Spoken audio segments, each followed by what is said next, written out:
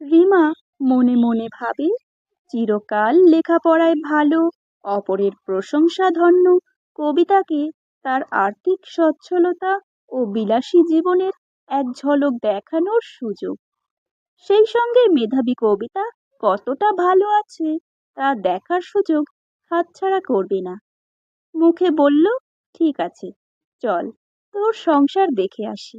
রিমার গাড়ি কবিতার বাড়ির সামনে নামিয়ে দিয়ে চলে গেল হোটেলে। কবিতার একতলা ছোট বাড়ি, গেটের পরে সুন্দর ফুলের বাগান, বাগানের মাঝখান দিয়ে রাস্তা। নতুন ঘর, এখনো রং হয়নি। ঘরে ঢুকেই কবিতার শাশুড়ি মায়ের সাথে আলাপ হলো। কবিতার এক ছেলে ও এক মেয়ে।